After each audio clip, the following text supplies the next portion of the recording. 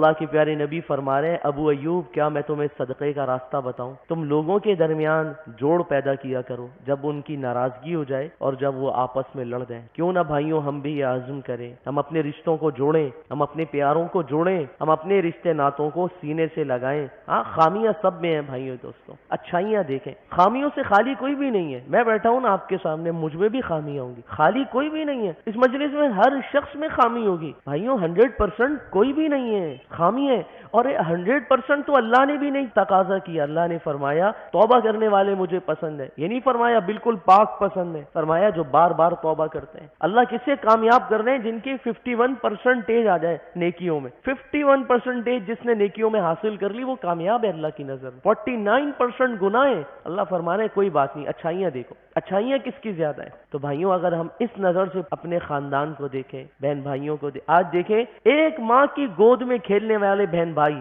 ایک ماں کی گود میں، جنہوں نے ایک چھاتی سے دودھ پیا، جنہوں نے ایک ابا جان اور ایک ہی اما جان کی انگلی پکڑ کے چلنا سیکھا، آج وہ بہن بھائی آپس میں بات نہیں کرتے۔ کتنے دکھ کی بات، وہ بہن بھائی آپس میں بات نہیں کرتے، وہ بہن بھائی آپس میں ملتے نہیں ہیں۔ یہ کتنے دکھ کی بات ہے بھائیوں، یہ معمولی بات نہیں ہے۔ بھائی وہ رشتہ ہے، اللہ پاک موسیٰ علیہ السلام سے فرما رہے ہیں موسیٰ تمہارا ہاتھ مضبوط کروں گا بھائی کو تو آپ کے ساتھ جوڑ کے، بھائی کے مل جانے سے آپ کی کمر مضبوط ہو جائے گی، آپ کی طاقت بڑھ جائے گی۔ آج وہ بھائی آپس میں بات ہی نہیں کرتے۔ بہن اتنا مقدس رشتہ ہے، اللہ کے پیارے نبی کی دودھ شریک بہن آتی تھی، آپ علیہ السلام اپنے کندھے پہ، مبارک کندھے پہ جو چادر موجود ہوتی تھی آپ پھیلا دیا کرتے تھے، اور آپ اپنی مبارک چادر پہ اپنی بہن کو بٹھایا کرتے تھے، اور آپ علیہ السلام کھڑے ہو کر اپنی بہن کا استقبال کیا کرتے تھے۔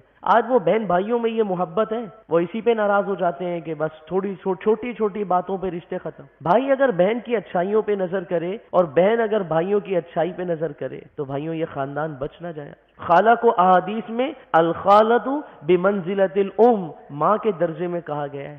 عم الرجل صنو ابی، چچا کو باپ کے درجے میں کہا گیا ہے۔ لیکن کیا یہ رتبے آج محفوظ ہیں؟ اور آج کہتے ہیں ارے سب بیکار لوگ ہیں، گھٹیا لوگ ہیں، خاندان ہمارا بیکار ہے، دفع کرو خاندان کو۔ اور فیک رشتوں میں آج امت گم ہوئی ہوئی ہے، فیس بک کے رشتے، واٹس ایپ کے رشتے، بھائیوں کس طرف کو ہم لوگ جا رہے ہیں؟ تو ایسے میں بہت ضرورت ہے ہم اپنے آس پاس اس نیکی کے عمل کو زندہ کریں، صلح کروائیں۔